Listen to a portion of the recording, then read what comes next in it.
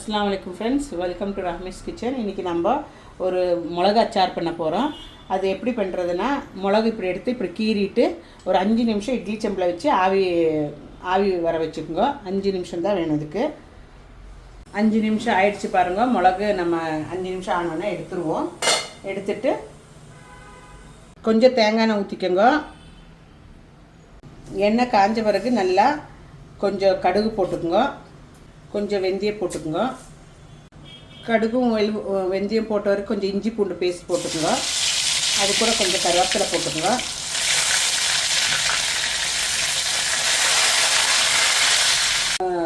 இஞ்சி பூண்டு கொஞ்சம் நல்லா வணங்கின பிறகு கொஞ்சமாக காஷ்மீரி சில்லி பவுடர் போட்டுக்குங்க. கொஞ்சம் மஞ்சத்தூள் போட்டுக்குங்க.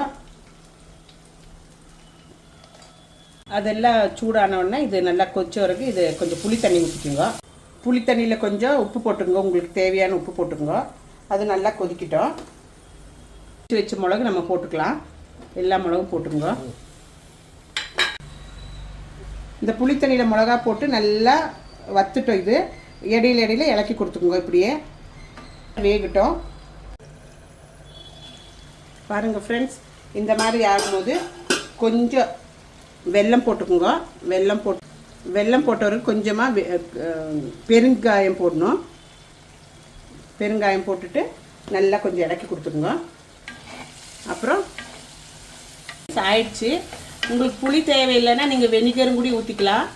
எல்லாம் ஆயிடுச்சு பாருங்கள். இந்த ஒரு மிளகு வச்சு நம்ம ஒரு பிளேட் சாப்பாடு சாப்பிட்லாம். அவ்வளோ டேஸ்டியானது இது. உங்களுக்கு வீடியோ இஷ்டம் ஆகும்னு நினைக்கிறேன். இஷ்டம் ஆச்சுன்னா லைக் பண்ணி, ஷேர் பண்ணி, சப்ஸ்கிரைப் பண்ணுங்க.